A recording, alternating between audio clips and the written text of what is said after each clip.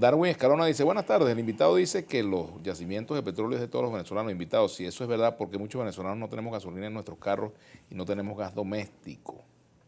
Bueno, por un tema de producción de la gasolina, y la gasolina no se produce sola, la gasolina tiene una cantidad de aditivos, hay que buscar condensado, etcétera, para construir los productos, y Venezuela no puede comercializar, producto de las sanciones, no puede comercializar su petróleo ni traer los productos que necesita para hacer gasolina, para hacer gasoil, y estamos dependiendo, por ejemplo, ahorita del condensado iraní para poder hacer gasolina.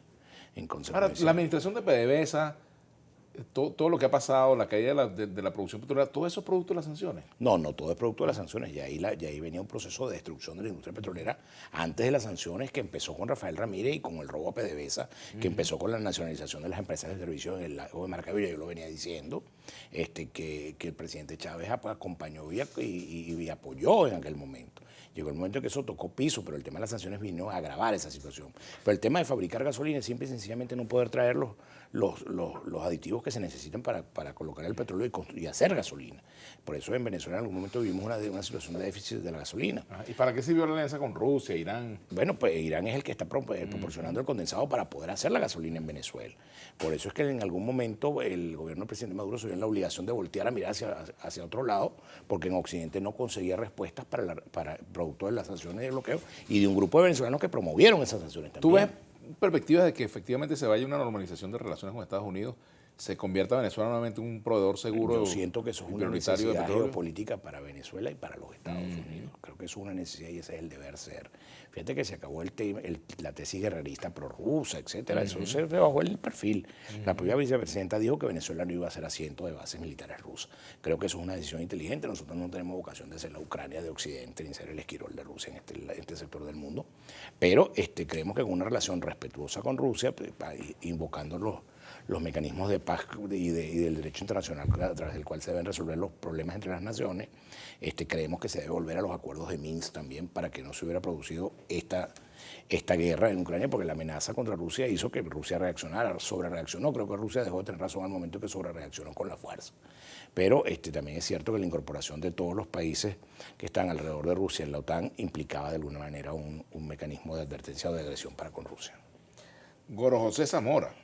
¿Han visto la posibilidad tanto los diputados del chavismo como los de las oposiciones en el marco de los artículos 222 y 223 de la Constitución interpelar a esos que dicen ser parte del tal gobierno interino? Bueno, hay un proceso de investigación que ya se presentó un primer informe preliminar a cargo de una comisión que dirige el diputado Brito. Pero sí, entiendo que le bajaron el volumen a eso. Sí, pareciera que le bajaron el volumen a eso. El rato lo iban a presentar en plenaria, después lo pasaron que la comisión. No, se aprobó en la plenaria. Sí. Pero presentaron el informe en plenaria. El informe en plenaria, pero... sí. Bueno, el gobierno administra eso como una espada de Damocles. Cuando los quiere amenazar, va y pela por el informe. Y cuando los quiere bajar el volumen y entenderse con ellos, guarda el informe. Entonces, el gobierno hace una administración... ¿Pero eso le gustará a Brito que ocurra eso? Bueno, no sé, eso hay que preguntárselo a Brito. Pero... Ajá. Buenas tardes. Aquí dicen también, Bolívar dice, cuando usted dice con mucho orgullo que votaron en contra de los nuevos impuestos que sacan al venezolano a pie, me recuerda a mi mamá que se oponía a lo que decía mi papá y al final se hacía lo que él quería. Eso es lo que da tristeza. Bueno, eso da tristeza porque resulta ser que la gente decidió en diciembre del 20, convocada por sectores de la oposición, no ir a votar. Y por eso nosotros somos apenas 20 diputados. Yo soy el diputado del segundo consciente del Estado de Nueva Esparta, porque nosotros vinimos de tener 5 diputados en Nueva Esparta a tener 1 ahora.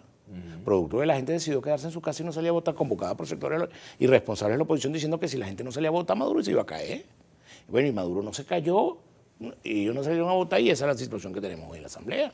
Esa es la precariedad de nuestra representación, producto de eso. Vinimos de ganar una asamblea en el año 2015 con las 2/3 partes, con 7 millones de votos. Y votamos ese triunfo cuando en el año 2018 decidimos no participar de la elección presidencial y cuando luego en el 20 decidimos no participar de la elección parlamentaria.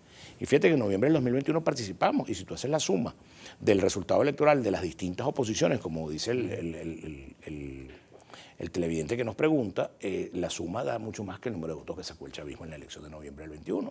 ¿Ustedes participarían en unas primarias convocadas por el G4 o lo que queda del G4? No, yo creo que hay que convocar una primaria de toda la oposición venezolana y que todo el que quiera inscribirse sin tener un opositómetro de medidas, si este es más opositor o menos opositor, o este es alacrán, o este es chivo, o este es cucaracha, todo el que se considere opositor se inscribe en esa primaria y el que la gane lo tenemos que reconocer todos. y será el candidato de todos nosotros contra el gobierno para hacer una opción real de triunfo en el año 2024. El año 2022 tiene que ser el año de la recomposición de los partidos. Estamos convocando un proceso electoral interno para resolver nuestras diferencias internas y tener una elección nacional elegida por la base. ¿Cómo van esas conversaciones con el sector de Henry Ramos? Bueno, ellos dicen que no van a participar, en virtud de lo cual es muy difícil conversar con quien no viene para la fiesta. Nosotros igual vamos a convocar nuestro proceso interno, vamos a hacer la elección y el que gane la elección será la próxima dirección nacional de ADE. El año 2023 tiene que ser el año de la designación, de la escogencia del candidato presidencial de la oposición entre todas las oposiciones, con todo el que se quiera inscribir. Y en el año 2024 salir a hacer campaña para ser una opción real de triunfo frente al gobierno. Han declarado en estos días dirigentes históricos de ADE, como por ejemplo Humberto Cheli, quien incluso se llegó a mencionar como posible candidato a la presidencia de ADE. Pero también vi unas declaraciones de Lervelo, bueno, abordando el escenario interno. ¿Qué rol pueden jugar en este conflicto interno de ADE estas figuras que, bueno... Bueno, esas figuras históricas tienen un peso específico dentro de la... Paulina Gamo.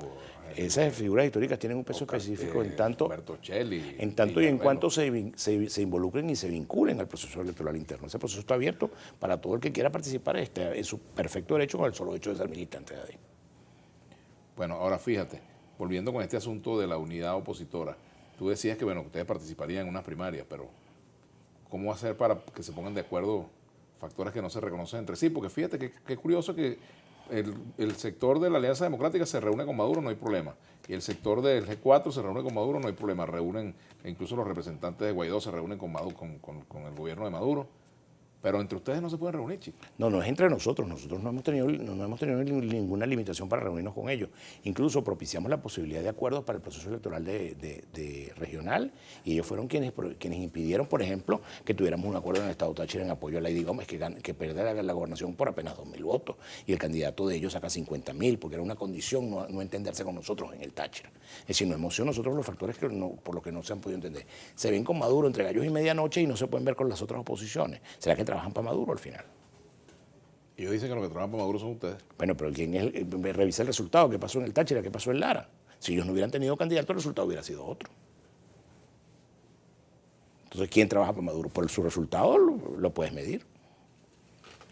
Volviendo con el asunto del petróleo, las posibilidades de que esta negociación se concrete efectivamente, ¿se le hará cuesta arriba a la oposición ganarle a Maduro en esas condiciones y se recupera la producción petrolera, si hay inversión? Yo siento que al revés, Vladimir, en la medida en que la gente tiene mejor calidad de vida, en la medida que la gente tiene su problema de la comida, de los servicios públicos resueltos, saldría a votar por la oposición y en contra del gobierno, porque no hay ninguna razón para votar a favor de Maduro. No hay ningún nuevo elector que diga mañana, yo amanecí descubriendo que hoy Maduro es mejor que ayer y mañana voy a votar por él. Eso no existe.